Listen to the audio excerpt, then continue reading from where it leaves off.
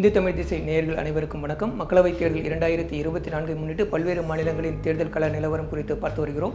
ஒவ்வொரு மாநிலத்திலும் இருக்கக்கூடிய பிரதான அரசியல் கட்சிகள் எவை, அந்த கட்சிகளுக்கு கடந்த கால தேர்தல்களில் கிடைத்த வாக்கு சதவிகிதம் எத்தனை, கடந்த கால தேர்தல்களின் வெற்றிகள் தோல்விகள், தற்போதைய கள நிலவரம் யாருக்கு சாதகமாக இருக்கிறது அல்லது பாதகமாக இருக்கிறது என்பது உள்ளிட்ட பல்வேறு அம்சங்களை புள்ளி விவரங்களின் அடிப்படையில் இந்த பகுதியில் பார்த்து வருகிறோம். அந்த வகையில் தற்போது ஜார்க்கண்ட் மாநிலத்தின் தேர்தல் கள நிலவரம் குறித்து தற்போது பார்க்க இருக்கிறோம்.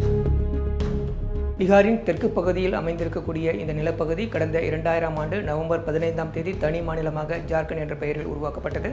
ஜார்க்கண்ட் மாநிலத்தில் 24 மாவட்டங்கள், 14 மக்களவை தொகுதிகள், 81 சட்டப்பேரவை தொகுதிகள் இருக்கின்றன. நிலப்பரப்பில் நாட்டின் 15வது பெரிய மாநிலமான ஜார்க்கண்ட் மக்கள் தொகையில் 14வது பெரிய மாநிலமாக இருக்கிறது. கடந்த 2011 மக்கள் தொகை கணக்கெடுப்பின்படி ஜார்க்கண்டில் 3,40,00,000 மக்கள் வசிக்கிறார்கள். கிராமப்புறங்களில் 76% மக்களும், நகர்ப்புறங்களில் 24% மக்களும் வாழ்வதாக புள்ளி விவரங்கள் தெரிவிக்கின்றன. இந்த மாநிலத்தில் இந்துக்கள் 68%, இஸ்லாமியர்கள் 14.53%, கிறிஸ்தவர்கள் 4.3% இருக்கிறார்கள். பிற மதத்தவர்கள் 12.84% வாழ்கிறார்கள். இந்த மாநிலத்தில் 26%க்கும் மேற்பட்ட பழங்குடியின மக்கள் வசிக்கிறார்கள். ஜார்க்கண்டின் எழுத்தறிவு 66.41% இருக்கிறது. இதில் ஆண்களின் எழுத்தறிவு விகிதம் 76.84%, பெண்களின் எழுத்தறிவு விகிதம் 55.42% இருக்கிறது. ஜார்க்கண்டின் பாலின விகிதத்தை எடுத்துக்கொண்டால் 1000 ஆண்களுக்கு 948 பெண்கள் இருக்கிறார்கள். ஜார்க்கண்டில் அங்கிகா, போஜ்புரி, மைதிலி உள்ளிட்ட பல்வேறு உள்ளூர் மொழிகள் இருக்கின்றன. அதே நேரத்தில் இணைப்பு மொழியாக இந்தி இருக்கிறது. ஜார்க்கண்ட் உருவானதிலிருந்து பாரதிய ஜனதா கட்சியும் ஜார்க்கண்ட் முக்தி மோர்ச்சாவுமே ஆட்சி செய்து வந்திருக்கின்றன. பாபுலால் மராண்டி, அர்ஜுன் முண்டா, மதுகோடா, சிபு சோரன், ரகுபர் தாஸ், ஹேமந்த் சோரன் ஆகியோர் இம்மாநிலத்தின் முதல்வர்களாக இருந்திருக்கிறார்கள்.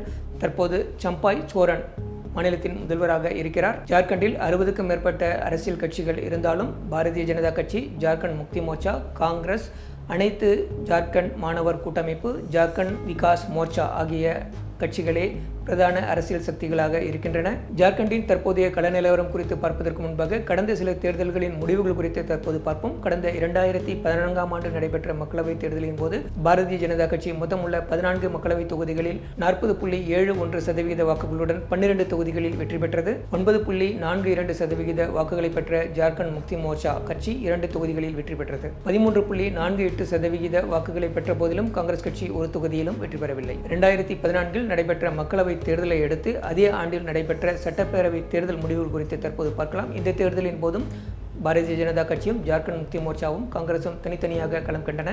இந்த தேர்தலில் 72 தொகுதிகளில் போட்டியிட்ட பாரதிய ஜனதா கட்சி 35 இடங்களில் வெற்றி பெற்றது. அனைத்து ஜார்க்கண்ட் மாணவர் கூட்டமைப்பு பாரதிய ஜனதாவுடன் கூட்டணி அமைத்து போட்டியிட்டது. மொத்தம் 8 தொகுதிகளில் போட்டியிட்ட இந்த கட்சி 5 தொகுதிகளில் வெற்றி பெற்றது. இதையடுத்து இந்த அணி ஆட்சி அமைக்க உரிமை கோரியது. பாரதிய ஜனதா கட்சியின் ரகுபர் தாஸ் முதல்வராக பதவியேற்றார். 79 தொகுதிகளில் போட்டியிட்ட ஜார்க்கண்ட் முக்தி மோர்ச்சா கட்சி 17 தொகுதிகளில் மட்டுமே வெற்றி பெற்றது.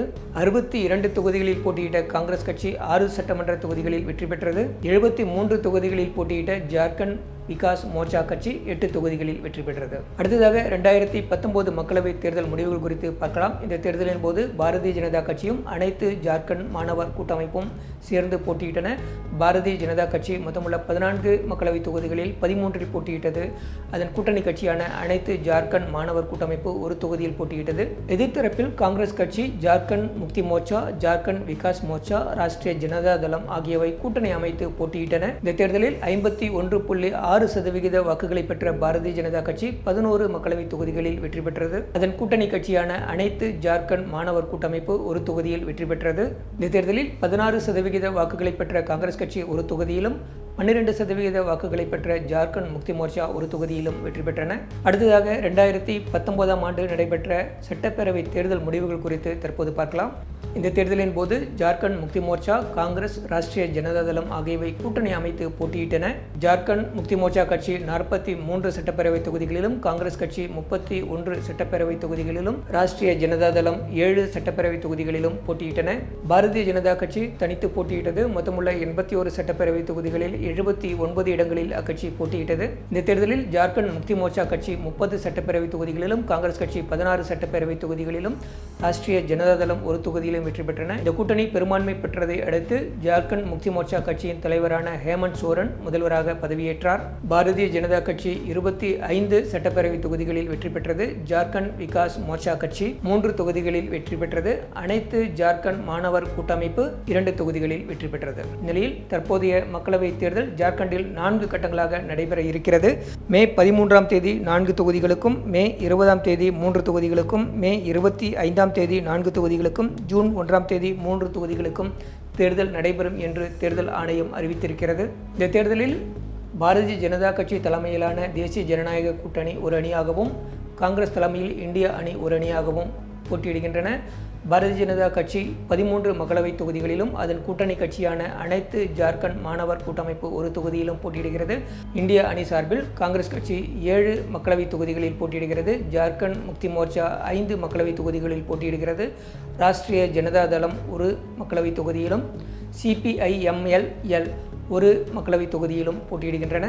தேசிய ஜனநாயக கூட்டணியும் இந்தியா அணியும் வலுவாக மோதும் களமாக ஜார்க்கண்ட் உள்ளது. அதே நேரத்தில் தற்போது ஜார்க்கண்ட் முதல்வராக இருந்த ஹேமந்த் சோரன் கைது செய்யப்பட்டிருப்பதால் அது இந்திய அணிக்கு ஒரு பின்னடைவாக இருக்கும் என்று கூறப்படுகிறது. அதே நேரத்தில் இது பாரதிய ஜனதா கட்சியின் பழிவாங்கும் நடவடிக்கை என்ற பிரச்சாரம் வலுவடையுமானால் அது ஜார்க்கண்ட் முக்தி மோர்ச்சாவுக்கு சாதகமாக அமையக்கூடும் என்றும் கூறப்படுகிறது. ஜார்க்கண்டில் இதுவரை 7 கருத்து கணிப்புகள் நடைபெற்றிருக்கின்றன. இவை அனைத்திலுமே தேசிய ஜனநாயக கூட்டணி அதிக இடங்களை கைப்பற்றும் என்று கருத்து கணிப்புகள் தெரிவிக்கின்றன.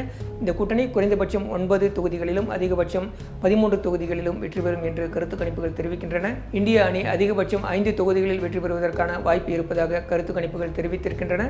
தேசிய ஜனநாயக கூட்டணிக்கு 52% வாக்குகள் கிடைக்கும் என்றும், இந்திய அணிக்கு 30% வாக்குகள் கிடைக்கும் என்றும் கருத்து கணிப்புகள் தெரிவித்திருக்கின்றன. பழங்குடியின தலைவரான ஹேமந்த் சோரன் கைது செய்யப்பட்டிருப்பது பாரதிய ஜனதா கட்சியின் பழிவாங்கும் நடவடிக்கை என்று தீவிர தேர்தல் பிரச்சாரத்தில் ஈடுபட்டு வரக்கூடிய ஹேமந்த் சோரனின் மனைவி கல்பனா சோரன் ஹேமந்த் சோரனுக்கு மக்கள் நீதி வழங்க வேண்டும் என்று வலியுறுத்தி வருகிறார். இதனிடையே ஜார்க்கண்ட் முக்தி மோர்ச்சா கட்சியின் முக்கிய தலைவர்களில் ஒருவரும் சிபு சோரனின் மூத்த மகனான துர்கா சோரனின் மனைவியுமான சீதா சோரன் தற்போது அந்த கட்சியிலிருந்து விலகி பாரதிய ஜனதா கட்சியில் இணைந்திருக்கிறார். அவர் நாடாளுமன்ற வேட்பாளராகவும் பாரதிய ஜனதா கட்சியால் அறிவிக்கப்பட்டிருக்கிறார். ஜார்க்கண்டை தனி மாநிலமாக உருவாக்கியது பாரதிய ஜனதா கட்சிதான் என்றும், மாநிலத்தின் மக்களின் விருப்பங்களை நிறைவேற்றக்கூடிய கட்சியாக பாரதிய ஜனதா கட்சி மட்டுமே இருப்பதாகவும் பிரதமர் நரேந்திர மோடி தனது தேர்தல் பிரச்சாரத்தின் போது தெரிவித்தார். ஜார்க்கண்ட் முக்தி மோர்ச்சா, காங்கிரஸ் உள்ளிட்ட கட்சிகளால் ஜார்க்கண்டின் வளம் சுரண்டப்படுவதாகவும், எனவே அவற்றை தடுத்து நிறுத்த பாரதிய ஜனதா கட்சிக்கு மக்கள் ஆதரவு அளிக்க வேண்டும் என்றும் நரேந்திர மோடி தனது தேர்தல் பிரச்சாரத்தின் போது வலியுறுத்தினார். இரு அணிகளும் தீவிர தேர்தல் பிரச்சாரத்தில் ஈடுபட்டு வரக்கூடிய நிலையில் தேர்தல் முடிவுகள் எவ்வாறு இருக்கும் என்பதை ஜூன் 4ஆம் தேதி நாம் அறிந்து கொள்ள முடியும். நன்றி, வணக்கம்.